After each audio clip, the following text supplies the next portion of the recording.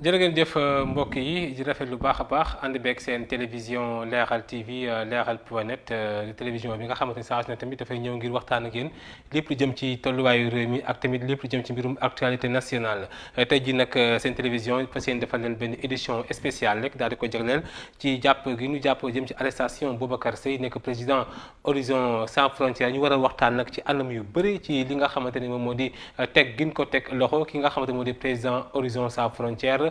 tey jii fii ci Leral TV fas yéene si ànd ak rek ki nga xamante ni moo di sama naataango Seydina Seck administrateur Sénégal Actu Seydina Seck maa ngi lay nuyu bu baax a baax. waaw asalaamaaleykum Moustapha Thioune maa ngi lay nuyu bu baax di nuyu aussi képp ku baaxoo di safoo Leral rawatina seen édition spéciale bi nga xamante ni du def ak lu dul ànd ak actualité.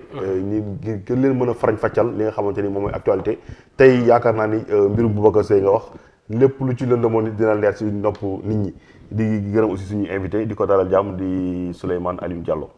effectivement lu nga ko waxee rek sa biir kàddu tey jii nag Souleymane Aliou Diallo wala ñu dalal le président ONG Otra Africa wala ñu dalal si édition spéciale bi ñuy waxtaan ñeel dossier Boubacar Seye ak lépp lu ko ëmb Souleymane Aliou ñu ngi lay nuyu bu baax dalal jàmm ci Leral TV. Thioune maa ngi leen di nuyu di leen sant di nuyu seen téléspectateurs yi. di nuyu njeetu Leral ñëpp. rajo bi ak télévision bi. kii moom suma tofala quoi suma partenaire sama gars yi.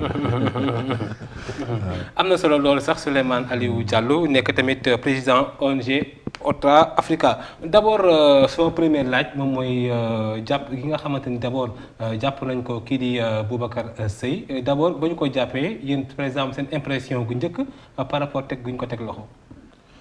waaw mooy li ñu wax bi ñu ko jàppee boobu ba léegi Boubacar si boppam bitim réew lañ ko woowee encore une fois de plus ñuy leeral ni que Boubacar musul am interdiction de sortie du territoire musul am donc ku ne Boubacar amoon na interdiction de sortie du territoire da ngay wax li la neex en tout cas notifié wuñ ko et que fii la génnee si aéroport bi def ay snapam def ay commentaire Facebook am tàggoo ñi nga tàmm suivre ci Facebook am ne leen maa ngi dem Espagne donc interdiction de séjour amu si bi mu nekkee Espagne la ko ndawal buur woo ne soxla nañ ko laajte si waxtaan bi mu amoon si réseaux sociaux yi ak benn canal pour ñu bañ a tudd canal bi et que Boubacar ne leen loolu naa si sawar tontu waaye dama nekk bitim réew dama seeti sama njaboot et que naa fexe nu mu gën a gaawee ñu wuy si leen parce que moom jàpp na ni buur bu la woowee rek da nga ko war a wuyu si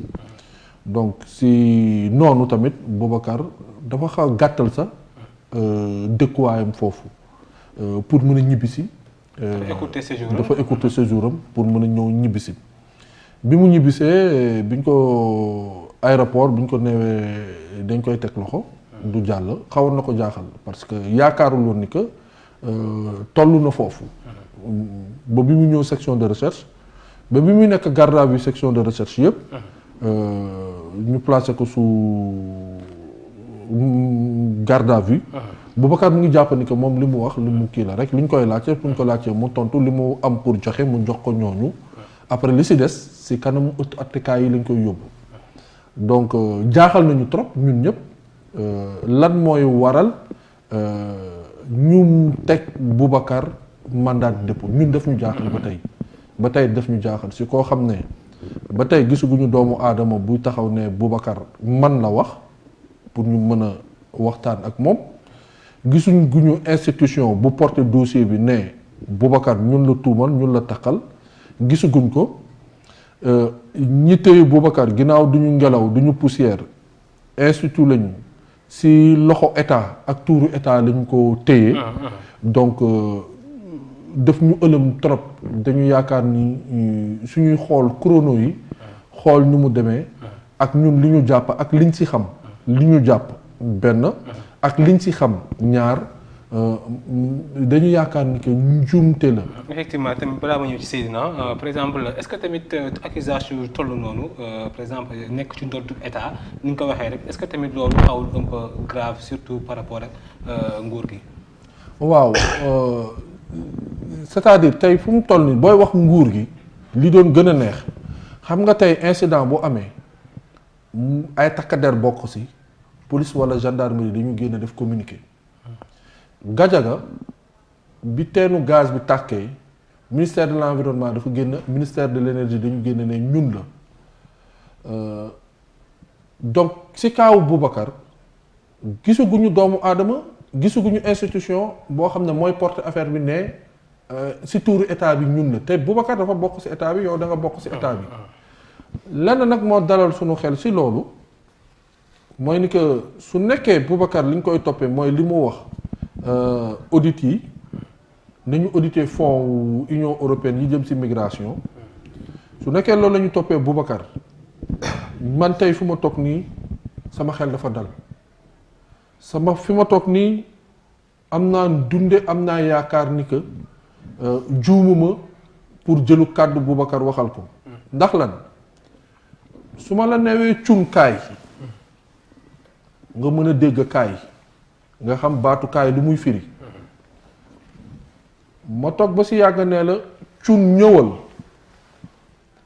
diggante baatu kaay wuy si ma ak cun ñëwal wuy si ma defe naa li muy tekki benn la ni ñu koy déggee moo wute njiitu réew bi li Boubacar ne cun kaay audité kaay moom si dëgg-dëgg mooy audité leen fonds wu Union européenne yi njiitu réew mi taxaw fële ne cun kaay defal ma mémorandum fonds Union européenne yi daanaka wax ji benn la donc loolu moo tax ñun suñu xel xaw a dal que Boubacar amaana ni ci biir waxinam buñ ko déggoon mooy ni que li muy laajte lu mu war a laajte la parce que tey ñii di waxal état ne état la waxal ci nekk ci boppu état bi loolu la wax ak li Boubacar wax daanaka benn la. d'accord Seydina. waaw man lu may laaj monsieur Diallo mooy est-ce que mbir mi dafa am y a des non-dits par exemple parce que Sénégalais yi bari dañ ne mënuñoo jàpp ni kii di Boubacar Seye question boobu lu mu posé rek loolu lañ ko war a mën a jàppee parce que bu ñu waxee loolu yàgg nañu dégg ay scandale yu garaaw ci réew mi ay affaire pétrole gaz baa ngi fi affaire ArcelorMittal la ngi fi ay Big Togo ngi fi 94 Ousmane Sonko yi mu doon wax ñi ngi fi yooyu ñëpp gisuñu kenn ku ci jàpp police prison mandat de dépôt pourquoi Boubacar Seye loolu mu wax demande audit boobu ñu wax rek ñu jël yóbbu y a des non-dits wala dafa am leneen loo xam ne ñu koy toppaate loo xamante ne dafa am lees waxul ci biir dossier bi lees waxul li ay di jàmbat muy lan li ay di jàmbat mooy ni que Boubacar fan yi ñu génne dafa am pas-pas bu rëy bi mu am ci question migratoire fii ci Sénégal daanaka kii di lancer alerte ci Sénégal de la diaspora ak les Sénégalais de l'extérieur defe naa bu ci amee ñaar kenn ki Boubacar la mu am ci xam-xam nag bu takk bu wér teg ñetti analyse yoo xam ne daanaka dafa doon nekk jooytuwam moom Boubacar benn bi mooy la prise en charge lutte contre l'immigration clandestine maanaam mbëkk mi Boubacar jàpp na ni mbëkk bi ni ñu koy gérer war nañ ci gën a farlu waroon nañ ko gën a liggéeyaat ba nga xam ne du ñu ne gaal yi du ñu génn waaye dina wàññeeku ni mu koy waxee nag dafa ànd ak xarañ ànd ak takkute ñuy sentir lu dëggu ci moom loolu muy benn ñaar Boubacar dafa taxaw ne politique migratoire maanaam dem bi ak dikk bi dem bitim réew bi ci dëkk bi dafa mel ni amul luñ koy saytu bànqaas yu dëgër wala ñu ci mën a wuyu contrôle daal ngir politique bi ci boppam amul définition politique bi nga xam ne mën nañu jàpp ci loolu pour mën a ne am nañu politique migratoire bu cohérent loolu nag lan lay indi mooy ni que ku ci bàyyiwul xel trop da ngay jàpp ni que Boubacar day dal ci ñi yore réew mi boo ci bàyyiwul xel trop nga xool tamit statut wu Boubacar xam ni Boubacar chercheur la maanaam day gëstu ci wàllu migration muy benn ñaar Boubacar xam-xamam dafa nu nàcc ci wàllu migration ñett Boubacar dafa yore fondation bànqaas comme yéen tey ni ngeen yoree leeral TV leeral rajo support leeral ngeen di def diffusion Boubacar tamit noonu la yoree structure boo xam ne si wàllum immigration lay liggéey si loolu rek lay yëngatu donc ci biir loolu amaana ni ñi nga xam ne ñoo yore question boobu ni ko Boubacar di doxale moo leen neexul parce que imagine leen tey askanu Sénégal kii ñu ngi ko nee ràpp tëj ko si kaso bi tey dina def daanaka 2 semaines ak lu teg waaye déggatuñu kenn ku si wax lu dul ñun mi nga xam ne ñoo nekk ak Boubacar man de bëggoon daa janoog. da nga jàpp ne dañoo si askan bi seetaan daal. non askan bi seetaan ñi ko jàppale. di wuyoo tuuru état. bëggoon naa jàkkaarloo kenn si ñoom. wala benn bànqaas. man mi yore tuuru Baba man mi di waxee si tuuru Boubacar Seye. ma xam ne may mën a waxtaan ak moom. ñu ñëw toog si benn débat contradictoire diggante ñoom ma xam lan la ñu téye Boubacar. ak man lan moo tax ma ne nañu bàyyi Boubacar. su ñu demee si débat contradictoire boobu Sénégalais yi dañuy xam mais ba tey fu ñu toll nii amul kenn ñu ngi jàpp ni que état rek on respecte l' état du Sénégal. mais dégg nañ Moïse Sarr di secrétaire d'État chargé des Sénégalais de l'extérieur mu def si benn sortie wax na moom daanaka wax na lu tax ñu topp Boubacar Seye diffamation. waaw xam nga wax day leer day sol tubéy man li may wax ñeme naa ko te xam naa ko boo ñëwee toog si rajo yi ne nit ki li mu wax. deeñ ko woo si yoon mu tontu si da ngay matal wax ji nit ki li mu wax lan la ak kan la ko wax ak lan moo koy yóbbu si yoon parce que booy wax waxu diffamation mooy li ma commencé wax ba tey te si loolu laa tënku te alhamdulilahi rabbil alamin tontoo guñ ma si loolu nañ ma wax Boubacar kan la diffamé Moïse Sarr su nekkee Moïse Sarr la diffamé waroon na ko mën a def citation interpellative su boobaa waa diaspora bi ak sénégalais de l'extérieur yi dañu xam ne Moïse Sarr la ak Boubacar Seye mais ba tey fu ñu toog nii Moïse Sarr bi mu waxee si rajo boobu ba léegi déggaatuñ ko. diffamation par rapport ak kàddu yu kii yëkkati par le fond yi. waaw léegi diffamation bi fan la nekk foofu c'est-à-dire ba tey man ñu ngi may wax waxu Moïse Sarr mais Moïse Sarr ci biir déclaration boobu neewul Boubacar si lii la def diffamation bi kañ war na mën a am benn sens dafa saaga. dafa fen dafa tuumal Boubacar dafa ne ni ñu audité fonds Union européenne yi Boubacar dafa ne xaalis boobu ni mu toll noonu dañ ko mën na nekk lu ñu détourné parce que mbëkk maa ngi nii di génn mbëkk baa ngi nii di génn te xaalis bi nu mu takkoo noonu bu ñu ko defoon si mbëkk mi amaana ni mbëkk bi du génn donc ni ñu audité fonds yi parce que xaalis boobu yëpp mënul dem si mbëkk si ñu waruñu mu war a xeex mbëkk bi te mbëkk baa ngi génnaat léegi Boubacar neewul Seydina neewul Thioune neewul Alioune Diallo moo détourné dafa ne daal alal bi ñu waroon def si mbëkk mi ni mu toll noonu yëpp su demoon si mbëkk mi kon du donc ñii di ne Boubacar na assumé lu mu wax nañu dégluwaat communiqué Boubacar bu baax Boubacar communication la def de keroog am na ku ñu fiy dalal keroog nee na Union européenne moo njëkk a blanchir li nga xamante moo di nguuru Sénégal par rapport ak fonds yi bon nguuru Sénégal ak Boubacar Seye l'essentiel mooy ni que ku dégg communiqué Union européenne dafa firnde li Boubacar wax maanaam Union européenne jël ñoom sax dañu gën a suux si wax ci xam nga wax ji dafa am nañ ko solal tubéy bi mooy maanaam Boubacar nee na alal bu takk bu Union européenne mu ngi dugg si mbas mi waxtaan na ak waa Union européenne ñooñu jox nañ ko kii man mën naa firnde ni que am nañu jotaay bu ñu am fii si Ndakaaru ñu doon waxtaan ak kenn kuy liggéey Union européenne nekk fa kàngam invité woon na Boubacar ne ko kaay ma jox la li ma yore si justification projet yi Union européenne financé Sénégal te ñeneen tamit daje nañu ba dem Union européenne waxtaani fa si wàllu boobu donc diffamation foofu mënu fa am léegi bi ñu commencé di wax waxu diffamation bi ñu xamee ni que diffamation mënu fa génn léegi ñu dem attaquer ji diffusion de fausses nouvelles ñu bamtu ko si ñu koy xool ñu tekki ko si ñett dafa fësal xabaar bu dëgguwul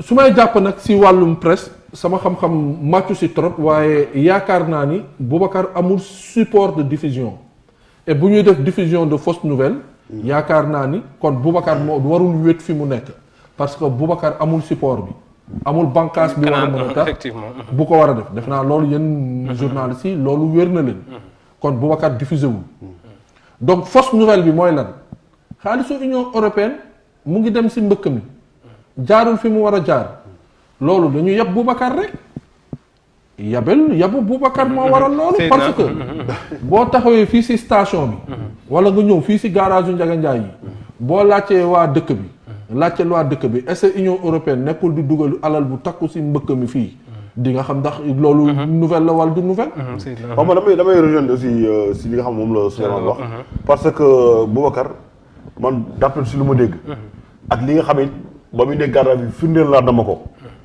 mu ne ma man musuma tudd tur kenn musuma it tuumaal kenn dama ne xaalis bi nga xam ne Union européenne daan na ko dugal Sénégal lu ko dalee ci 2006 ba 2019 xaalis boobu nga xamante ne lu ko taxoon jug mooy fexe ba jéem a sécuriser suñuy frontière fexe ba zone yi gën a reculer te ndaw yi daan fa jógee daal jël mbëkk mi di dem ñu fexe ba wutal ay activités ñu toog fa fexe ba jàppale kuréel yi nga xam dañuy wutal ndaw yi xëy donc loolu moo ko taxoon jóg te bu fekkee nag dañoo gis loolu lépp ñu jóge si toll ay nangami milliards jékki-jékki gis loolu lépp ba tey ni ngi continuer nit ñaa ngi jël mbëkk bi di dem gars yee ngi ñu nekk jafe-jafe yi voilà donc loolu aussi yoon la mu demandé pour ñu auditer ko pour man gisuma dara loo xam lu en même temps lu mu nekkee président Horizon Sans voilà Frontières di liggéey gisuma loo xamante ne lu fi jeex tëj la parce que dañ naan gaawtu ak yàkkamti bu juree doom rëccu lay tudd donc je pense que loolu moo nekk fi nekk nii ci état parce que lu leen dal mooy pour man dossier Boubacar Seye bi jamono ji ñu toll nii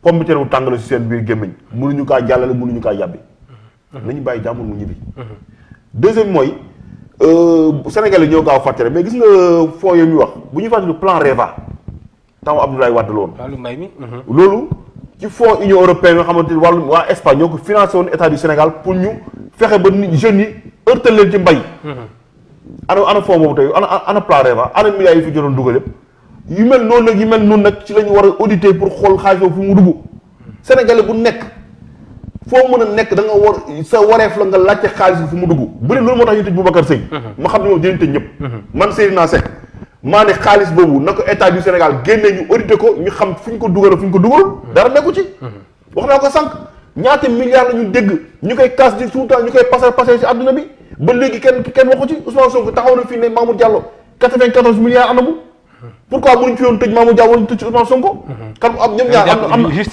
na ku ci waxul dëgg ñoom ñaar problème boo gis rek am na ko xam waxu si dëgg léegi pourquoi état mënul see tranché effectivement pourquoi Boubacar Seye Souleymane est-ce que Boubacar Seye c'est quelqu'un qui dérange waaw Boubacar ne devrait pas déranger dans des principes dans xam nga les normes régaliennes de l'État Boubacar warul déranger Boubacar dafa war a nekk partenaire u État parce que Boubacar lanceur d'alerte la bëri na lu fiy xew bitim réew ñun buñ si jotee amaana ne État sax si ñun la koy déggee donc collaborateur État la war a nekk mais Boubacar amaana ni nag day déranger amaana mais ñan lay déranger ñooñu nag foofu la wax ji neexee Boubacar bu ñu ko génnoon si kaso bi enquête bi ñu approfondir ko su boobaa dañu xam Boubacar ñan lay déranger parce que amul benn mbirum politique bu ci rax ci dossier Boubacar Seye bi am na ñu ko bëgg a politiser mais mën naa leen firnde ni que Boubacar bokkul ci benn parti politique. leader nag bëri na ay xarit Boubacar ni mu nekkee xaritu journalistes yi. disponible pour journalistes yi. noonu la tamit askan bi. dont ay autorités. étatiques. waaw ay autorités étatiques comme ay autorités gouvernementales comme ay autorités politiques aussi di saytu xam-xamu Boubacar. donc Boubacar mais nag. tout dernièrement gis nañu ay communiqué yu jógee ci ay ñeen ay kàngam waaw salaamaaleykum waaw maaleykum asalaam muy mel ni ñu ngi lay déglu ñu ngi lay nuyu bu baax a baax maa ngi leen di fay moom bokk ci waaw par rapport ak kooku la Tamsir waaw man la waaw ñu ngi lay nuyu di la dalal fii ci Leral TV waaw maa ngi leen di ziar maa ngi leen di ziar lu bëri voilà yaa ngi ñu dab fekk ñu ngi wax ci mbirum Boubacar Seye je pense que aussi kii toog ci plateau bi tamit xam nga ko Souleymane Aliou Diallo. ñu bàyyi la nga ngeen nuyonte après ñu tàmbale ci laaj yi. waaw Souleymane maa ngi lay nuyu lu bëri. kii moom sunu mag la sunu kilifa la.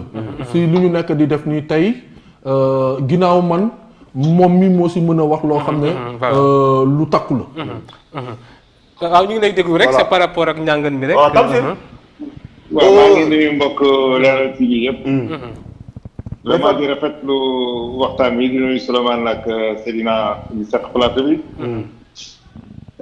vraiment di rafetlu leeral yi ngeen di indi. dafay baax.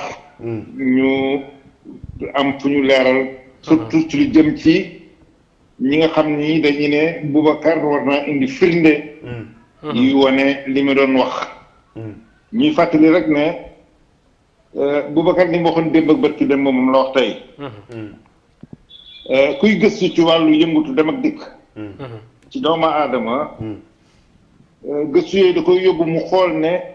ci dëkk bu mel ni Sénégal. ndaw ñi bu ñuy foogee ne tekki mooy tukki. te ñu gis ne mën ngaa toog ci réew mi tekki. ba tax ñu war a am ay xalaat. yoo xam ne dañ koy tënk ci ay programme di ko proposer ay nguur. pour ndaw yi di mën a am xëy. mën a liggéey seen réew. loolu moo waral gëstu yooyu moo ñu indi ba ñu yegg si ne. Sénégal am na koppar bu fiy dugg pour jàppale xale yi ci liggéey. parce que lii tax xale yi dem ci ndóol la sukkandiku. donc bu ñu xeexee ndóol bi. mbëkk gi dina wàññeeku. ñu ne waaw léegi ci ñu toll ci liggéey bi. boobaak léegi am na xaalis bu fiy dugg. te mbëkk mi arrêté wut. Union européenne jox ñu ay bataaxal jox ñu këyit yu leer nañ yoo xam ne ci moom la jóge wane ne moom lii ci alal dugal na ko ci réew mi pour jàppale nguur gi pour xale yi bañ a dem. waaw ñun bu fekkee ne dañu war a proposer ay solution wala ñu ay perspective de solution. il faut que ñu xayma li fi jotagum dugg ci xaalis. fan la dem naka lañ ko fa gérer lan la jur. ak yan xalaat lañu war a mën a teg ba loolu mën a wéy bu dee lu baax la. ak yan xalaat lañ mën a teg pour jubbanti bi de loolu yoon yu juum la. mais loolu nag pour ñu mën ko def il faut que ñu xayma alal bi ci loxo ñan la nekkoon. ñooñu lan lañ ci def luñ ci def lan moo ci des. lan lañ ci deful bu xaalis bi desee kan moo ko yore bu desul it ñu xam xaalis bi fan la dugg ba askanu Sénégal yëpp xam ne kat lii dugg na fi. lii def nañ ko fi ñun waa Horizon Sans Frontières lii la ñuy proposé pour ñu génne mbëkk bi jafe waaw mel ni sax am na question boo bëggoon laaj sax Al Souleymane par rapport ak impliqué sénégalais yi est-ce que fekk na leen ci combat bi. waaw sénégalais yi ñëpp ñu ngi ci combat bi rawatina sénégalais de la diaspora. waxtu bii may wax ak yéen nii ñu ngi réunir ñoom ci seen biir. pour xool yeneen anam yoo xam ne ci la ñuy jàpp pour mën a jàpp xeex bi Boubacar Seye di xeex. Boubacar Seye da ko junj. waaye tey di xeexu askan bi la. parce que bi ngeen déggee léegi mbokk yi wax ko muy Souleymane muy Seydina ni ñu ko waxee. tey ji amul fooy dem Sénégal te xamuñu ne Union européenne dugal na xaalis fii ci réew mi. ndax amaan na ne ñooñu ñu bëri xamuñu ko woon. waaye tey jii leer na ci bopp Sénégal bu nekk nag am na dërëm bu fi dugg. te loolu lañ ko fi jublu woon. léegi nag lañ ko leeral la ñuy laaj. voilà am na solo ci leeral yi xam naa du ñàkk yeneen émission ñu invité la nga ñëw toog ci plateau bi. li nga xamante ne moom nga wax am na solo trop. am na solo loolu tam si. incha allah voilà jërëjëf ñu continué ak Souleymane. bonne émission maa ngi leen di sant la yërëm. merci beaucoup Tamsir Souleymane. état de santé. waaw ñu wax waa Régie rek bu fekkee mën a ñëw tamit affiché numéro bi rek ngir tamit sénégalais yi dañoo bokk ci waxtaan bi rek ñu mën a participer ci boobile waxtaan waaw Seydina. état de santé jamono ji Boubacar Seye ñu ngi koy laam-laamee yow nga xamante ni da ngay faral diggante moom bés bu nekk wala ñaari fan yu nekk loo ñu mën a wax ci moom. lu ma jaaxal la. Boubacar état de santé physique se dégrade. État de santé mental se renforce. Pour vous dire que c'est un homme très digne, très courageux et qui a la foi. bi may mujj wax ak moom ndeysaan daf ma ne mais maa ngi leen di masawu coono. baal leen ma àq teguma leen coono bi. Donc si certains pensent que peut-être probablement ni Boubacar di waxee yaram ak tegginam da ngay yaakaar ni dafa sonn wala dara la puisque gis naa ñenn ñu titré état pitié mais tel n'est pas le cas. Boubacar est renforcé psychologiquement. Il est prêt à affronter cette situation avec dignité, avec foi. moom jàpp na ni sax que nattu yàlla la. Imaginez ku jël avion. ñëw di wuyu si. kooku bu bëggoon daw. wala bu bëggoon leneen day toog bitim réew di bind di xalam di def lu ko neex. donc jàpp na ni que lii jaar-jaar la. il est encore 2 fois plus convaincu que njuumte la. tegu ko nag si ndodd doomu aadama. si ndodd suñu borom Mawla tabaraka wa taala si kooku la ko teg. effectivement léegi rek par exemple étape supérieure bi ndax yéen nga ngi koy wax léegi état de santé mi ngi dégradé wu léegi par rapport étape supérieure bi nga xamante ne fas yéene ngeen ko yéen doxee yéen ñu fas yéene xeex collectif bi daal par rapport ak mbirum Boubacar Seye. bon xam nga parfois certains ont l'impression que c'est une confrontation entre 2 forces. Non, je suis désolé. Nous respectons l'État du Sénégal. état daa bëri doole de. Nous sommes démembrement de l'État du Sénégal c'est la ñu bokk. donc du 2 forces. du confrontation. yow Seydina réeréwu la mbir ni que Bruxelles am na lu ñu fa bëggoon tenter. gars yi dañu fas yéene woon dem simmeeku ba ñu set wecc. simmeeku ba ñu set wecc dem taxaw buntu Union européenne. adduna bi yëpp di gis image boobu ñuy def ay pancarte libéré Boubacar. parce que am na ñu pare def loolu. mais su boobaa image du Sénégal mooy ñaaw rek. fu mu ne nii jamono bu ñu toll nii yaakaar naa ni force yi ñu am yëpp mooy ñun ñëpp dañu war a mobiliser wu. au passage maa ngi yëg décès wu maître Khassimou Touré. ñuy jaale ay mbokkam. Khassimou Touré.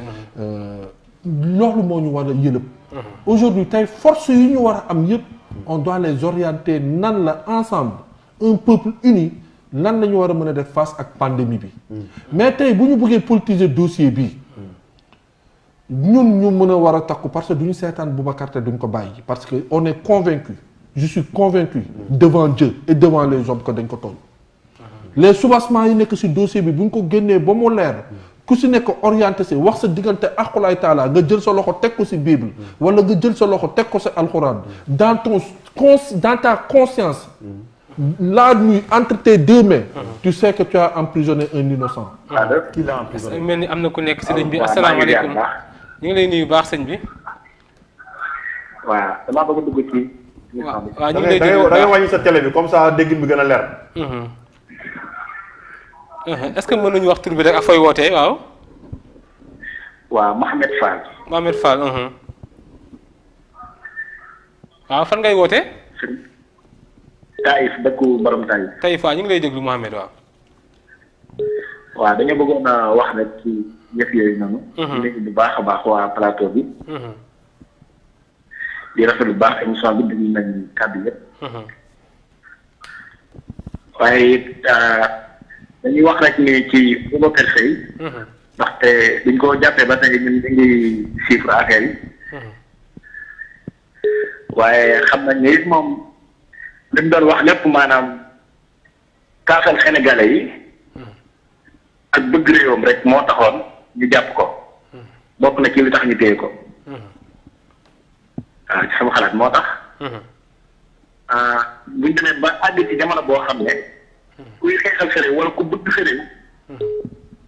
ñu téye la jamono boobu day doy waar lool. waaw loolu daal moom ñu ngi koy ñettlu bu baax a baax bokk nañ ci ñi nga xam ne nett nañ. ndaxte koo xam ne bi ñu ko jàppee ba tey bu ñu ñëw wax dara lañ ko jàppee. lu dul de da doon wax da doon kaas daa am lu mu doon wax loo xam ne pour ñu leeral ko la.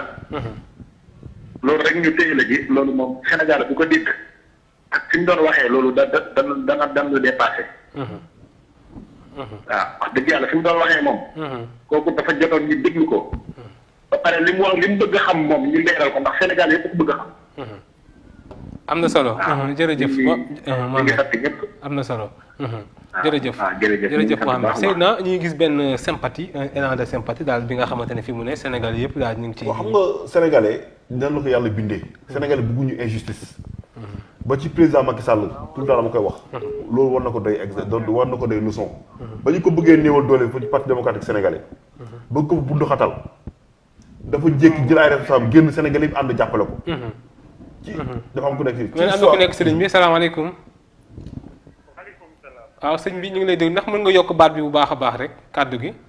waaw alhamdulilah ñu ngi leen di ziar. ñu ngi lay delloo siyaar bu baax ndax mën nañoo xam tur bi rek ak fooy wootee. waaw maa ngi tudd Amadou Wane maa ngi wootee fii ci Tivaouane. Tivaouane waaw ñu ngi lay déglu Amadou. waaw wax dëgg yàlla de ñun liy interprété ñi ngi interprété kilifa diine yi. lu mel ni Touba Tivaouane gii ma nekk. Yoff Layeen Ndiassane. Thiénaba Seck. Kaolack. Médina Gounass. Daaka. fépp foo xam te ni këru diine la ñu ngi koy ñaanal yàlla. di jàpp ci combat bii nga xam te ni Boubacar Seye mii. nit ku dëgg la réew mee ko ñor. politigul deful dara. askan wi dong la taxaw di jàpp rek daal. pour ñu am seen dignité ak seen liberté. dong moo ko tax a jóg. liñ ci mën a wax ñooñu la ñuy interpréter ñaan leen yàlla. dimbali ñu wax ak ki nga xam te ne tey jii ñoo làqatu ci ginnaaw. ba téye kilifa gi ñu ñaan yàlla ñu bàyyi ñu ko. liberté totale te yàlla rek tax. loolu daal laa amoon lu may participer ci émission bi di rafetlu seen plateau bi débat bi tamit leeral ji wax dëgg yàlla. yéen a ngi leeral askan wi saa su ne ñi nga am kontaan ci yéen trop macha allah. jërëjëf Amadou.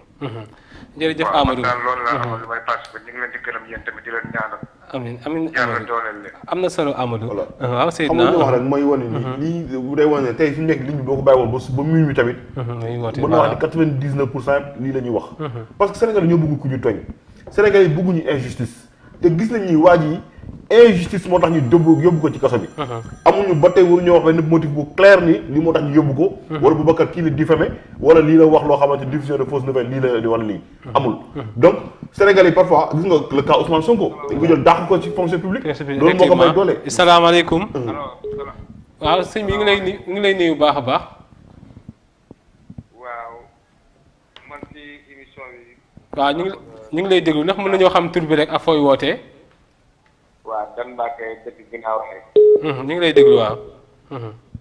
waaw man nag boobu ba léegi maa ngi di déglu mais Boubacar bi loolu na ma tudd. waaw te Sénégal moom yaakaar naa comprendre que quoi. fi wax dëgg ñu jàppale tëj. te wax dëgg yàlla wax nit wax ci yàgg na. ba léegi nag ñu ci jaar fa rafet. mais nguur gi daal ne Sénégal bi dara baaxu ci. dara baaxu ci. waaw. jërëjëf. kon daal su ma sañoon ñu bàyyi. ñu daal ñun la doon kaat. ñun askan bi ñoo ko taxoon a jur. dañ bàyyi jàmbur. dara. am na solo bañee ku leen wax dëgg dañuy jubal. buñ bañee ku leen wax dëgg nit. ab réew boo ko yoree da ngaa war di jubal. ndax loolu mooy wareef boo jubalul su nekk ci dëkk ba mënuñoo jubal. ñun njiit yi nag la ñuy xool. kon njiit yi ñoom war nañoo wax. te sax xoolaat seet nga xam ni àdduna bi day jeex. chaque jour ñu tàggaleen ceeb lu koy waroon na leen a yee. waaw man daal loolu laa amoon lu. am na solo lool jërëjëf. waaw nit ñu baax waa Tivaouane.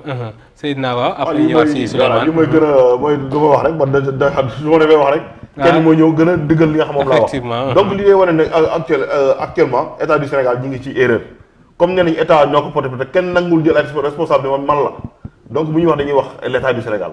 donc actuellement ñi ngi naaju si erreur boo xamante ne erreur bu mag la. nañu bàyyi jàmbur mu dem continuer ay activité am fi nekk nii mel ni Boubacar Seye tur boo xamante ne xalaatul woon ne sax dina ko ami ñu ko xam ba ñu bëri gën ko xam njëkk diaspora immigré ñoo ko xamoon mais léegi Sénégal ñëpp xam nañ kuy Boubacar Seye ñëpp xam ne dañ kaa tooñ Horizon Sans Frontières defal nañ ko promotion boo xamante ne jaratul sax ñuy fay ay publicité wala dara defal état du Sénégal defal na ko promotion boobu pour lan jël nit ki ndax da nga kaa tooñ wala ñoo xamante dañuy jël en fait da nga jàpp tëj moo doon nekk dernière des choses par rapport ak tëj laa gisu moon sax convocation sax commissariat gisuma amu ci woon yoon bay garde à vue bay déferment di am du yoon waaw balaa ñu jël ku nekk ci ligne bi d'abord am na point bu téléspectateur bi wax léegi par rapport ak kilifa diine yi est-ce que tamit yéen a ngi def ay démarches ngir tamit dëgg la xam nga Sénégal ñun diine moo ñu sas te dañu nangute kilifteef nitu kii sëriñ bi dafa fattu mais xam naa ni mu ngi suivre dossier bi parce que Boubacar dafa participer lu bëri si kër diine yi.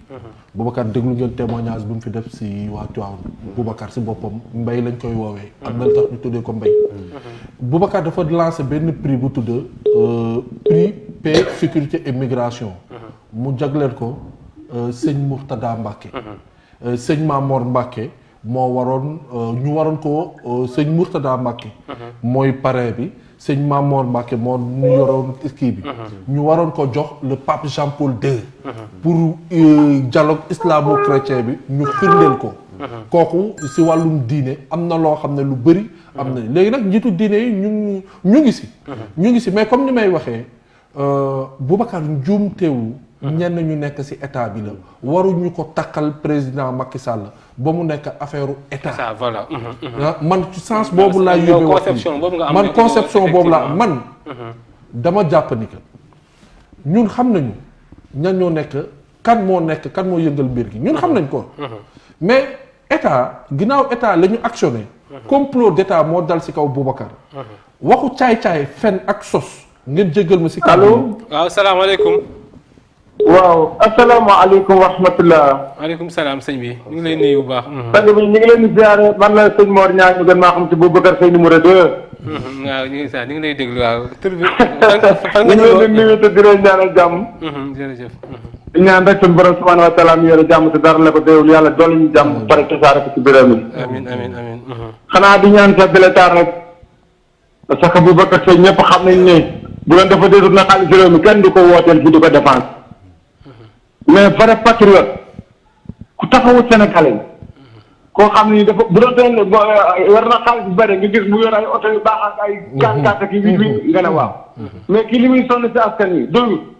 tey jii nii président Macky Sall da ko war na woo tey jii def ko ministre conseil spécial déglu ko parce que nit bu waxee loo xam ne même bu jaaduwul sax moo doomu Sénégalais dem bitim réew ba ñëw. war nañ ko bàyyi bu mu egg këram ñu woo ko ne ko kaay wuyu. ñu ne ko ku la woo mu ne chef de l'État. ñu ne pourquoi mu ne information yi nga joxe laa bëgg nga leeral fan nga jëlee source bi nga amee nii loolu la ñuy doyee Sénégalais mais kii sa waay nañu waxante dëgg li mu wax dara nekkul ci depuis 2006 la woon ba léegi. 2006 lañ commencé jox Sénégalais yi xaalis mu dugg ci réew mi ba ñu ngi ci 2021. am na ambassadeur bu génn wax ne li ñu leen jox 200 et quelques milliards la te moom 100 et quelques milliards rek la. mais kaay leeral isa dartum fii sabilillahi fatabayyanu kaay leeral wàññiwul tamit sama sëriñ. mais bu ko woowoon ne ko kaay leeral moom dina ñëw leeral si. may wax président mu occupé problème mu Sénégal te bàyyi doomu jàmbur ji kii deful dara sàccul rëyu nit gisuñu ko ñuy jaay yamba bu doon nañu ko jàpp lamb poson fekk ci yamba nga ne waaw mais dara deful loolu yëpp may ñaan président moom xam na kii waxtaan nga. ma di wax bàyyi doomu njabootu jàmbur bi mu dellu. la bàyyi jàmbur bi mu dellu ci këram.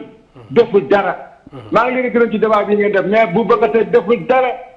xalifa général yëpp xam nañ ne bu bëgg a tey deful dara bu doon da jaay yamba wala mu def xaalis réew mi comme ni ko ministre def ak député yi mu détourné xaalis réew mi kenn du ko défendre. mais kii Sénégalais la boo xam ne mën naa waatu yàlla deful dara nañu bàyyi doomu jàmm di mu ñibbi. ñu ngi leen di gërëm bu baax a baax nag ci démocratie yàlla na yàlla def jàmm ci réew mi te yàlla jëlee fi mbas mi. coow yëpp mbas mi moo indi problème bi ci réew mi yëpp. problème yëpp mbas mi la adduna bi yëpp am problème. kon président na bàyyi doomu jàmm di mu ñibbi. jërëjëf Boubacar Seye numéro 2 mu mel ni moom wax na idée yu pertinente am na solo trop. waaw Souleymane d'abord am na point bu Boubacar wax rek communication bi nga xamante ne nguur gi waroon na ko def tamit ngir jéem a gindi la lanterne des Sénégalais.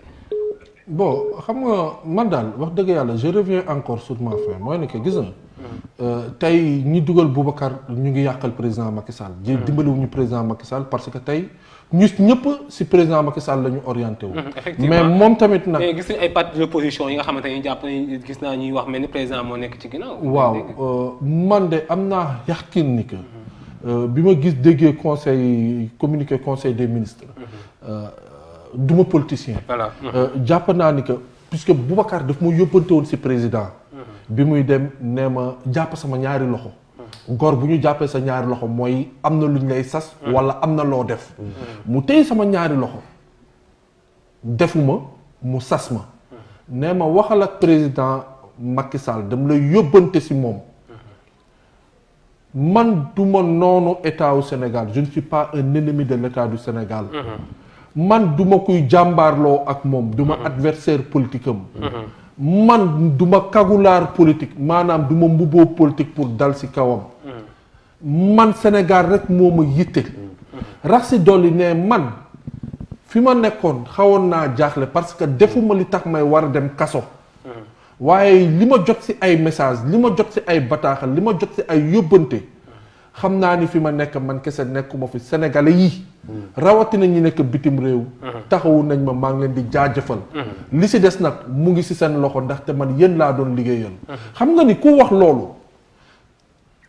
xale amaguma yenn at yi pour mën a wax yenn yi dama ni jamono bi ma toll at yi ma at dem naa siyaara ji yonente fóon naa kaaba gi tey doomu aadama ak maqaama boo munti am jaraloo ma wax may wax li la neex ngir li la neex nii rek Boubacar moo yóbbante lii si Macky Sall donc gëm naa ni que moom tamit noonu la ko gëy noonu foofu la ko toll léegi lenn rek moo si am mooy ginnaaw yóbbante bi yaakaar naa ni yegg na si nopp njiitu réew bi li si toppoon mooy ni que mu bàyyi Boubacar su bàyyee Boubacar moom si boppam junj naa ko lan moo tax biñ fiy def dialogue national ñun émigré yi ñun sénégalais de l'extérieur yi xamante nañu Seydina leer na ko am na si ñaar ñoo xam ne bu ñu demoon toogi wax si tuuru émigré yi wala si tuuru sénégalais de la diaspora kon kenn du ko laam-laame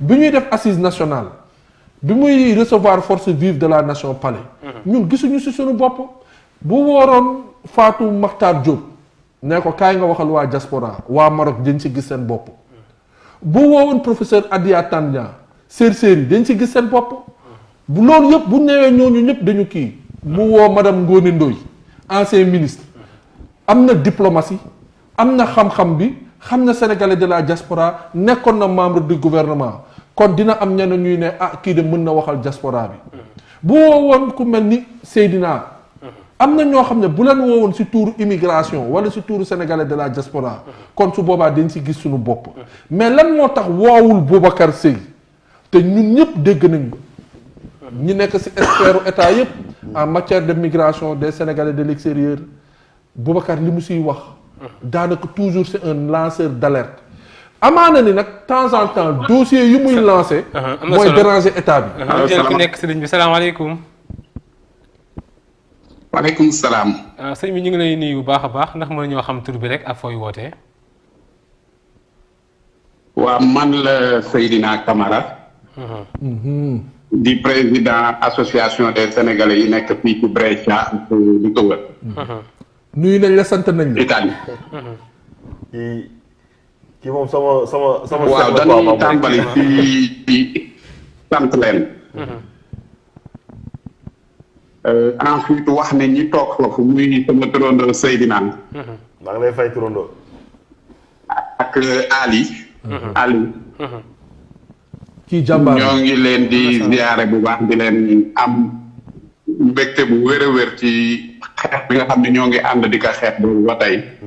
suñ xel dal na. ndax picc ngi ci kaw waaye xel maa ngi ci suuf. émission bi nag ñun waa diaspora ñun ngeen ko defal ndax Boubacar day koo xamante ni fii kenn la ci ñun ci waa diaspora ndax wax dëgg yàlla kenn tiimalewu ko micro laaj ko ci leneen lu weesu les questions de migration ñun ñi di wax dañ koy invité comme consultant saa su ne bu ndee fête 4 avril muy fête de l'indépendance du Sénégal fii ñu nekk ñëw na fii ay yoon ànd ak Aliou Diallo moomu defal ñu ay waxtaan kon kooku kenn dootu ko laaj ci seede mën na noo wax ne dernier document bi nga xamante ni si àndoon nañ ci di liggéey ak moom concernant migration mooy ci fin d'année bi ñuy répertorier nombre de Sénégalais yi nga xamante ni si dee nañ ci bitim ci anam yoo xamante ni si yu nébuleuse la te loolu bi mu koy defit ak xalaat beeg liggéey bi yëpp pour mën di joxe orientation pour que nguur bi xam ni son devoir régalien daf cee bokk muy toppatoo Sénégalais yi di leen aar waaye tamit di leen taxaw ci bitim réew ndax bëri na ñun fii rey ñoo xamante ni si par accident la mu xam wala léeg-léeg ñu rey leen dafa am droit ñu taxawu bente loolu gouvernement moo ci jiitu léeg-léeg nag bu ñuy joxañ nit naan la jant baa nga ne ngay xool ci suuf kenn mënu ci dara tooñ nag du gàllaaj parce que Boubacar moi je pense que ni dañ ko waroon a mën a jël tey décoré ko parce que fu mu dem ci àdduna bi dañ koy teeru ak honneur yoo xamante ni si Sénégal daanaka daf cee waroon di tiitaru loolu benn la mais ñun nag ñuy wax ni rek ñun nous croyons à la justice sénégalaise forme bi nag moo tax ñuy wax ndax du fond bi moom dana leen ko bàyyi ku ci nekk ak sa wàll waaye forme bi ñun waa diaspora ñaawlu nañ ko lool ndax Boubacar bu fekkoon ni dafa bëgg a rëcc wala mu daw ndax wala mu amul argument yu tax ci li mu wax du jógee waat Europe di ñëw Sénégal beneen bi mooy solidarité bi mu laaj ñun moom ñoo ngi ci ndax ñoo ngi ci façon boo xamante ne plus ñoom ñuy avancer di continuer ci orgueil bi ma jàpp ne ci lan nekk ñu nit ñuy gën di continuer espérer éto bi te loolu baaxul ci image bi mu tel ne réewum Sénégal kon nag yaakaar naa ni ñi nga xamante ni si ñoom ñoo nekk ci suuf di ko def dañuy gën a sonal le président de la République parce que tey jii wax ji yegg na ba au sommet ba mu jaral ko mu ne nan saytu lépp diggante boobu ñuy saytu nag ñun li ñuy exiger di ko demander moom mooy ne nan ko bàyyi mu dellu këram ndax nag Boubacar daa bàyyi njaboot fii ci Europe waaye dafa am njaboot ci Sénégal am fa adresse bu leer naa ni pour ko soxlaa woo ko dana leen wuy si ci dal te ñun nag dañuy sant yàlla bu baax ba nga xamante ni si tey ji porté na lii di sujet bi nga xamante ni si dafa am solo ci wàllu démocratie mooy koom yi nga xamante ni si organisation internationale ñu ngi koy dugal réew mi boobaak léegi c'est une bonne occasion et une opportunité pour ñu leeral ko te lii nag yàgg nañ kaa wax kon Boubacar su ko waxee ñëpp la ko waxal sénégalais yi ci biti ak yi ci biir nag ndax alal jooju tey ji bu fekkoon ni comme ni mu ko waxee def nañ ko fan ko war a defee 200 milliards kon yaakaar naa ni tey ji xale yi buñ bët di jaar ci yoonu suuf ak di mbëkk ci kaw géej gi effectivement kon nag yaakaar naa ni du combat man li may wax mooy combat amu fi li fi nekk mooy ñun ñëpp ñoo bokk benn bopp bu benn gaal gi kon dafa am loo xamante ni si suñ ko defee ñun war na noo mën a xool lu jaadu ak lu jaadu ndax tey bu jaadu woon kenn du dégg kenn yëkkati sa kàddu di wax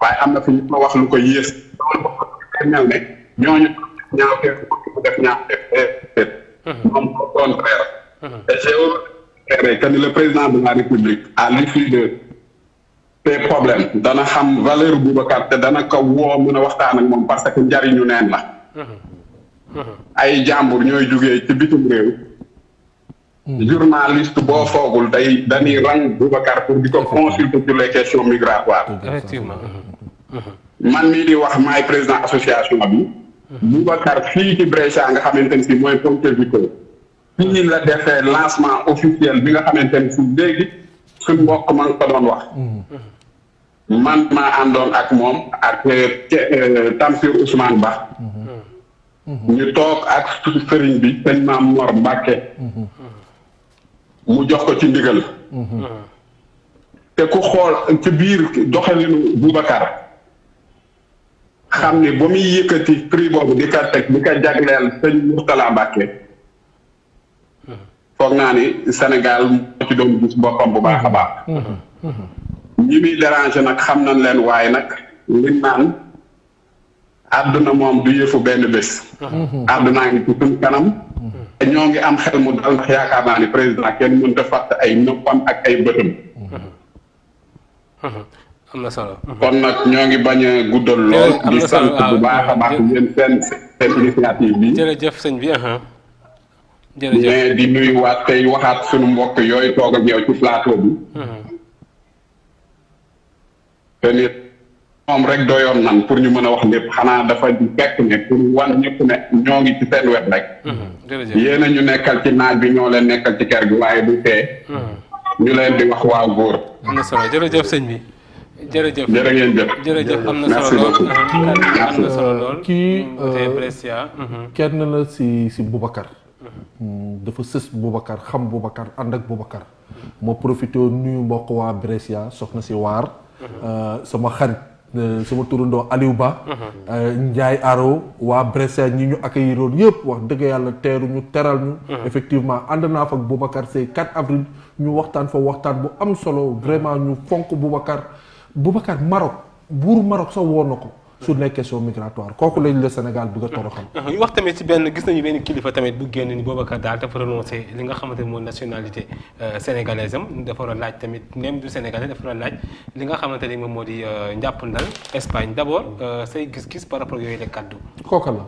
waaw man gis nañ ko benn kilifa bu nekk ci gis nañ ko ci abal d'après information yu ñu jot mu wax ko donc. kilifa ban la. comme daal en fait nee nañu bokk na ci kilifa yu nekk fi nga xamante nekkoon responsabilité fële ca Madrid mu wax ko par rapport ak li nga xamante xam naa dina ñëw ci question bi waaw salaamaaleykum. oui salaamaaleykum. salaamaaleykum. waaleykum salaam sëñ bi ñu ngi lay nuyu. waaw maa leen di fay maa ngi leen di nuyu di rafetlu plateau bi man maa ngi tudd Ablaye Sall. nekk un ancien immigré Verona. donc nekk Sénégal actuellement di acteur buy liggéey aussi dans l'immigration ci Italie. donc di rafetlu rek plateau bi. et di wax aussi rek ne comme nit ñëpp naqar bi ñu am rek. naqar bi ñu am rek donc ku gis président Seydina léegi ni mu génnee. gis Tamsir ni mu génnee dégg ni immigré yi ci kër yi ñëpp di waxe xam ne arrestation Boubacar Seye waxtaan wax dëgg sa la ñëpp la naqar yi. ndax waxtaan wax dëgg deful lenn loo xamee ne jar na fi ñu koy jàpp di ko humilier di ko yóbbu kaso comme ça. ñun ñëpp ay demandé comme ni Seydina wax ñun sax ñun dañ koy demandé partout. yàgg nañ koy demandé ay at yi du tey wala ni régime bi rek dañuy wax chaque jour ñuy wax ne si table yi ñuy rencontré ak acteurs yi. li ñuy injecté Sénégal kenn gisu ko loolu. donc loolu bu ñu bëggee tëj Boubacar dañ tëj Sénégal l'extérieur yëpp. parce que loolu dañ koy wax fépp dañ koy wax au niveau des associations. donc deful dara. nañ bàyyi jàmbur mu ñibbi. jërëjëf. donc nañ bàyyi jàmbur mu ñibbi. Boubacar place am nekkul kaso sàcc wala ñeneen ñoo fa am droit mais koo xam ne deful waxul donc dañu bàyyi jàmbur ngir yàlla bala ko fay leneen na fekk parce que waxtaan wax dëgg sa la Boubacar. liñ ko mën a rendre rek mooy taxawu ko. parce que taxawu na immigré taxawu na clandestin yi taxaw départ ba tay ñu gis ko ñu ñëw Italie di ñëw Brescia di ñëw fu nekk di déplacer kenn jox ko fistine mooy jël poosam di si dem. donc ñu ngi leen di sant leen gërëm plateau bi vraiment rafet na solo jërëjëf merci beaucoup jërëjëf ku baax yi am na solo lool. war ko parce que da ngay gis gars yi woote ñëpp man sax pratiquement da door sax amatul wax parce que ñëpp dañ koy wax. waaw suñu ne fang kenn du ko jeex. injustice bi nga xam dañ ko teg si ko Boubacar Seye sa place nekkul fële.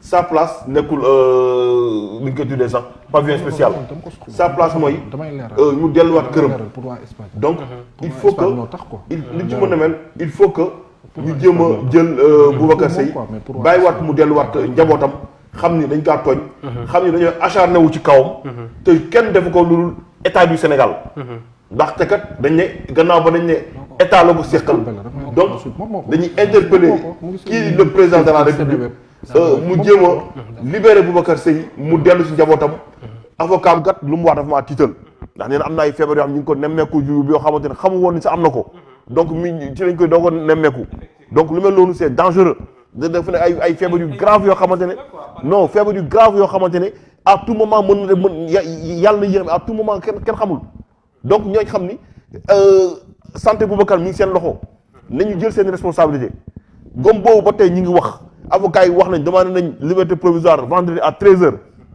ñun aussi boobu ba tey ñi ngi wax nangu ñoo dégg lépp lu dal Boubacar Seye ne état du Sénégal ak ñi ko jàppalu nañu jël seen responsabilité. Sénégal si Madrid di Matar Belal Ba par rapport faut renoncer li nga xam ne nationalité sénégalaise am d'abord yow sa gis-gis par rapport yooyu kaddu. Matar Belal de dégg nañu audio bi mu def ci Seneweb dégg nañ ko bu baax. Je pense que Matar Belal sa sortie n'est pas une sortie opportune. Non seulement il a failli à ses obligations de réserve consulaire warul woon du moom rek moo fi nekkoon consul général benn c'est pas opportune c'est inélégant inélégance bi mooy ni que moom si boppam wax na ni Boubacar Seye da ko mës a am courtoisie ak élégance wax ak moom donc Boubacar su nekkee si kaso bi moom ak Boubacar nee na Boubacar dafa tàmma wax te musul tontu Boubacar wax dëgg yàlla gàtt na ñaaw na Boubacar nekk si kaso bi mu koy tontu man su xooloon si man mi nga xam ne man ak moom xamante nañ balaa muy nekk consul bi mu nekkee consul xam nañu veillu tabaski bi rek la ñu daje fii Dakar nuyonte saafonte ma yore kàddu Boubacar mu war a yëkkati kokka loolu mu war a xam ne man maa koy tontul loolu rek bu amoon xal am obligation de réserve warul woon dugg si dossier bi léegi nag quant à nationalité wu Boubacar Seye encore une fois de plus muy moom Makhtar ñu ko dut baaraam muy keneen ku si bëgg a dut baaraam bëgg a jaarle loolu pour xokkatal Boubacar dem leen ne nañu def attention si loolu Makhtar njabootam ñàkkul ku si am nationalité espagnole Makhtar ku ko jege ñàkkul ku si am nationalité espagnole donc ñooñu ñëpp waratuñu wax Sénégal donc bi nationaux ñi am nationalité canadienne ñi am nationalité suisse ñi am nationalité américaine nekk au cœur de l'État kon ñooñu daal waratuñu te suñu papa suñu yaay suñu ay ndijaay ndëgam ñooñu ñu ngi bitim réew wàllum coopération boobu muy wax combien de sociétés combien d'associations ñoo fi nekk dans le cadre de la coopération au co-développement ñu ngi am association foofu di dimbali association fii te amuñu accord de siège pourquoi ñu bëgg a dut baaraam Horizon Sans Frontières est-ce que leer na ko ni Horizon Sans Frontières amul kayit da ko leer sunu mag la wax dëgg yàlla yaakaar naa ne encore li ma doon wax ci njëlbeen bi rek ñu ngi jël seen loxo di dóor koo xam ne xamuñu njuumte mënul weesu sorti boobu cadre waa APR yi nga xam ne ci seen groupe WhatsApp yooyu la ñu toog di waxtaan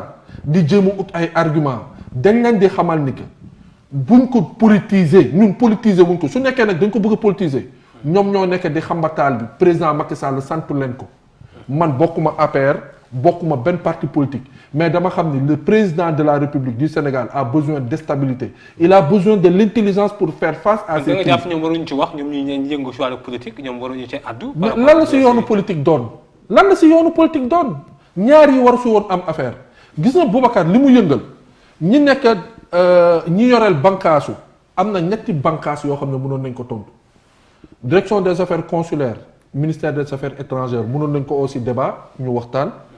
la direction des Sénégalais direction générale des Sénégalais de l'extérieur mënoon nañ ko woo ci débat secrétaire d'État des Sénégalais de l'extérieur li mu wax ci rajo yi ndëgam loolu moom jàpp na ko soxla loolu muy nekk diffamation na woo Boubacar à un débat contradictoire Sénégalais yi déglu leen le ministre des affaires étrangères ñooñu rek doyoon nañu pour régler problème bi moo tax may ne bu ñu ko def orgueil ñii la concerné léegi nag quelqu'un comme consul yi bëri nañ fi wax dëgg yàlla on rend hommage au personnel consulaire des ambassades xam nañu lu ñuy liggéey mais ñooñu sans ñun les associations à la base ñoom wóor na leen ni que seen liggéey day taggatémbe parce que du ñu am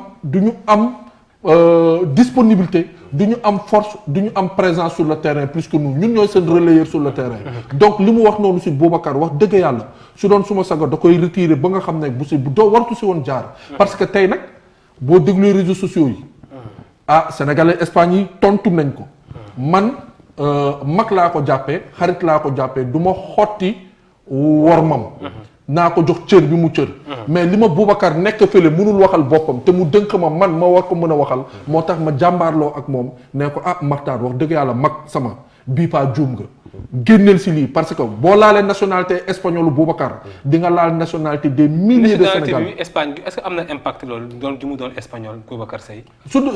ma wax la moom lan moo ko leer ni Boubacar laajtewul assistance su Espagne wala lan moo ko laajte ni que Boubacar dans ce dossier là duggalu si Espagne attention tey sénégalais yi nekk Espagne am nationalité sénégalais yi nekk Espagne am nationalité bu ñu defoon pétition yóbbu ko si gouvernement wu Espagne dina si wax est-ce que dafa laajte ñu yegg foofu. sénégalais yi nekk Europe yëpp bu ñu defoon pétition yóbbu ko Union européenne est-ce que loolu dafa arranger Sénégal. donc genre nit yooyu mooy li may wax encore il faut avoir l'intelligence un dépassement intellectuel nga nekk un républicain un homme d'État pour nga mën a gérer situation yi gis nga je rends hommage au docteur Alioune Tine Bourado mu ngi gérer ce dossier avec beaucoup d'élégance avec beaucoup de subtilité lenn dañ koy bëgg a wax mu ne leen non boo leen ko defee Sénégal nga di gàkkan boo leen ko defee baaxul pour Sénégal boo leen ko defee da ngeen di tooñ Macky Sall boo leen defee lii du kii kooku mu ngi defal nit yi te mu ngi wax waa état bi li mu leen war a wax par rapport ak droit ak yelleef Boubacar Seye kooku on peut comprendre c'est un homme d'état am na ñeneen tamit ñoo xam ne ñu ngi intervenir ci dossier bi te bugguñu seen tour fës mais ñu ngi ciy wax xam nga lan mooy intéressant ci lii mooy ni que gis nga ce dossier là doit être classé sans suite Boubacar génn président Macky Sall recevoir Boubacar ñoom ñaar suñu toogee waxtaan ci immigration gis nga ñii di aventuré wu di jéem a mu wër ni la ñenn ñi Macky Sall da leen dugaloon ci congélateur bi glacé nañu dañu bëgg a jaar ci dossier Boubacar defaat tuddaat politiquement Boubacar nag du escalier wu kenn dossier wu Boubacar bi ñun ñoo bañ man Aliou Diallo duñ ko politiser du dossier wu APR du dossier wu kenn duñ ko waa APR nañu xool feneen fu ñu jàppalee Macky Sall mais du ci dossier bi ñoom nag suñu suscité yeneen parti opposition yi ñoo lank ak yeneen parti yi ñëw dugg ci combat bi ñoom ñoo tooñ Macky Sall parce que Macky Sall soxlawul crise politique fu mu nekk nii Macky Sall stabilité sociale par rapport ak pandémie bi mais parti opposition bi tamit di ci profité ñoom tamit di attaquer Macky Sall parce que républicains yi ñoo ko commencé waa APR ñoo ko commencé à travers ay communiqué nee naa leen encore une fois benn psychopathe benn pyromane moo dugg biir APR seen groupe WhatsApp yi di bind di wax bëgg a politiser dossier bi Boubacar Seye da koy déranger mais heureusement kooku tolluwuñu lu toll ni tarafatul ay ni kooku la mais xanaa dossier bi ko dossier personnel la wala loolu la alhamdulilahi rabbil alamin ba ñun mbirum Sénégal mbirum askan bi njëriñu askan bi du ma si xool suma mbubb mii du ma si xool sama jëmm ji dama koy transcender yóbbu ko au-dessous de ma personne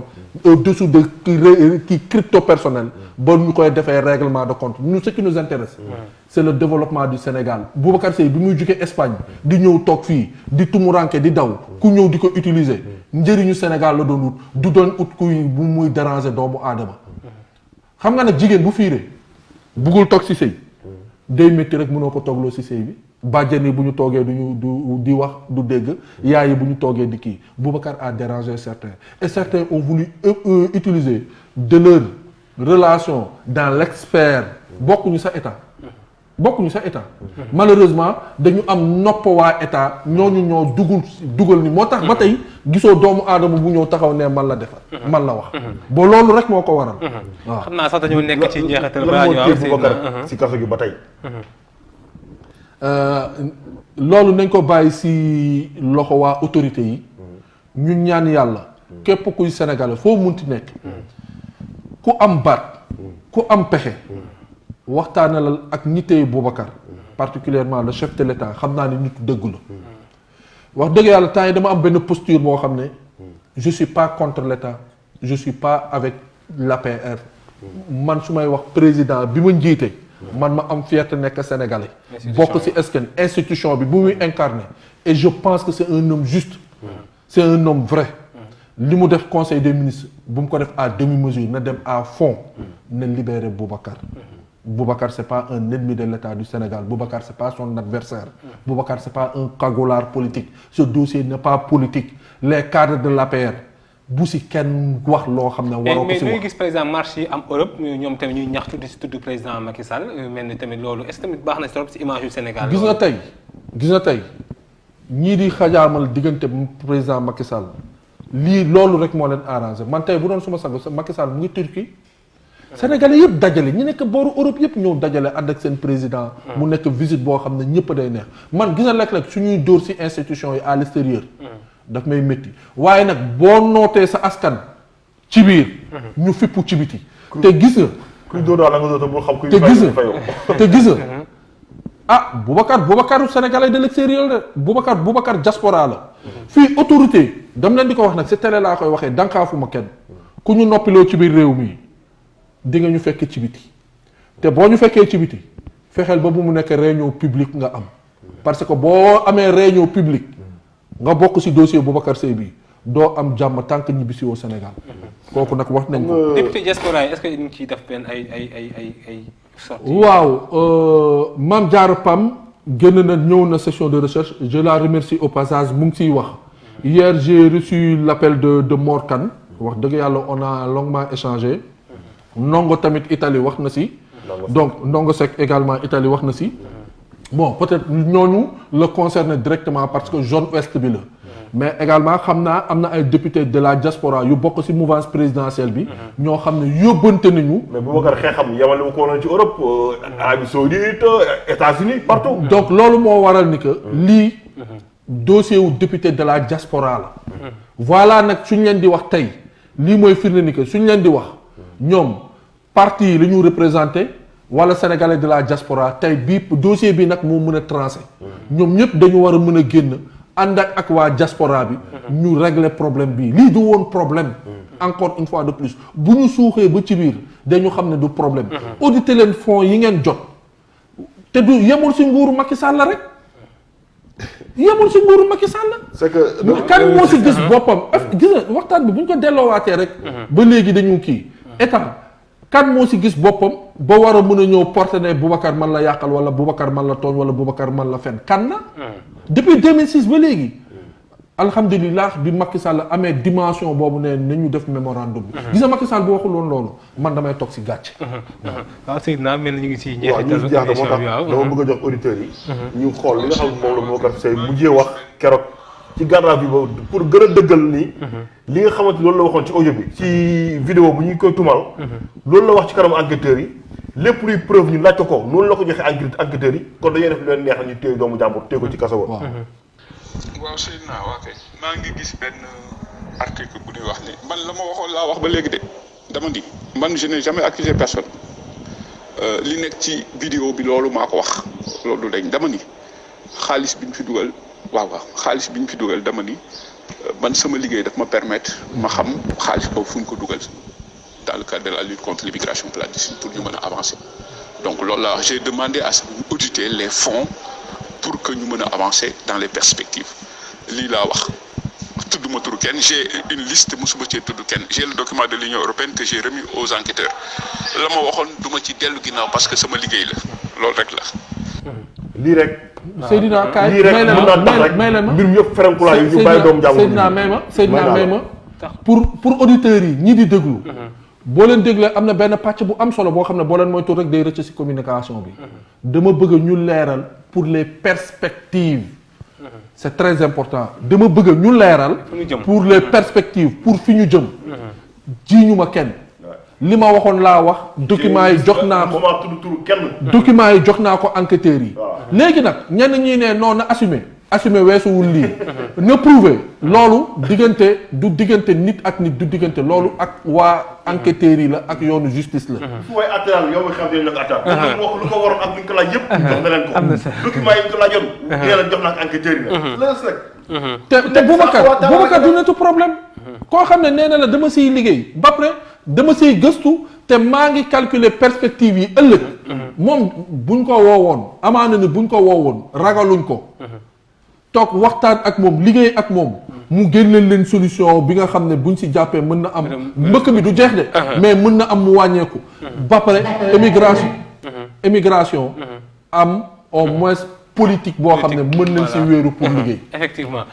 mbokk yi li ma nekk ci édition spéciale rek bu ñu doon jagleel ci arrestation Boubacar Seye nekk président Horizon Sans Frontières doon ci dalal Souleymane Aliou Diallo wax dëgg yàlla waxtaan bi am na solo lool tamit ak tamit tax na sax askan bi gën a am gindeeku ci par rapport ak li nga xamante mooy dossier Boubacar Seye amul mbégte loolu sax Souleymane Diallo loolu la dalal fii ci Leral TV. maa ngi leen di gërëm di leen sant di sant askanu Sénégal. wallaahi jërë ngeen jëf. wéetuñu ci xeex bi te Boubacar lii la doon xaar ci yéen. may rappeler encore. di rendre hommage yaay Awa Diop bu Paris yaay Ami Diop bu Paris wax dëgg yàlla madame Ngone Ndoye Boubacar yónnee na nuyoo ci yow Fatou Makhtar li ngay liggéey suñu cité dañu juum mais ñett ñi dafa am particularité boo tax Boubacar bu génnee nag dina leen war lan moo tax ñii ak képp nag ku nekk ñu ngi ci femme bi ci Espagne tudd guma tuuram du guddi ak bëccëg mu ngi ci xam nañu lu mu siy dox te yàlla na ko si yàlla jàppale ki nekk tamit Italie bëri na ñuy woote te mënaguñu tudd seen tur c'est pour vraiment bañ a fànk xaw yi moo tax ñuy wax mais sénégalais ñu ngi siy sentir seen bopp surtout nag diplomates yi les diplomates yi nekk si consulat yi ñu ngi leen di rendre hommage di leen remercier par rapport ak seen obligation de réserve mais encouragement yi surtout nag conseil yi léeg-léeg nga gis ku la woo ne la non boo demee si plateau bul waxee nii bul kiwee nii fugg bi jël leen teg ko fee mais je vous rappelle que nous sommes assez responsables et nous ne voulons que servir le Sénégal on pense que c'est une injustice on est mobilisé et engagé pour corriger cette injustice loolu rek moo ñu yëkkati jërë ngeen jëf merci beaucoup Souleymane Diallo Seydina sa kàddu gu mujj gërëm ñi nga xamante ne jot nañoo woote ñëpp parce que tey je pense que ni émission bi ñu koy yóbbu moom tamit nit ñi effectivement voilà wax dëgg yàlla lii day war encore une fois Boubacaru ñëpp la man tout le temps damay fari wax naa boo xamal sax une chance pour Sénégal mais c'est une chance pour l'Afrique ñu am ko benn Boubacar Seye état lu ko waroon mooy jéem a approché lii di Horizon Sans Frontières jéem a xool naka la ñu war a mën a liggéey ak en collaboration ak ku fi mos a nekk secrétaire d'État wala direction des Sénégalais de l'extérieur ngir rek njëriñu immigré yi président je pense que ni on lui a donné une mauvaise information concernant ce dossier je pense que nag léegi laajte na mémorandum bi je pense que ni d'ici prochain conseil des ministres services yi nga xam ne ñëw compétent dinañ capable pour jéem ko rendre mbir mi boobaa je pense que ne dina gën a xam ni ñoom en retour ñoom ñoo war a baalu Boubacar Seye àq ñoom ñoo ko war a baalu ak xam ni fu ñu ko tugal du yoon mi ngi nekk ci coono parce que tamit à son âge avec ses maladies donc bu ñu jël doomu jàmbur teg ko fa ko xam ne heure boo ko soxlaa dawut ndax bu doon daw Boubacar Seye du ñëw Sénégal mënoon na ni européen laa fa laay toog mais dafa ñëw pour wuy si ndax wuy si boo ko taxoon ñëw ñu jël ko capturé ko acharné wu si kanam yóbbu ko tëj loolu nag dafay jeex maa ngi nuyu di ko jaajëfal bu baax Seydina Seck mooy sama naataangoo rek bu doon ànd ak moom ci édition spéciale bi rek jagleel ko spécialement ci arrestation kii di Boubacar Seye mbokk yi li moo nekk sa ndar képp seen édition spéciale incha allahu rabbi beneen édition spéciale tamit ak beneen xew-xewu jamono fii ci Leral TV di jaajëfal bu baax a baax équipe technique yëpp ci wàllu njàppandal gi ak ci liggéey bi jërë ngeen jëf di ñaan suñu borom ngeen fanaan ak jàmm ak salaam ànd ak seen programme télévision.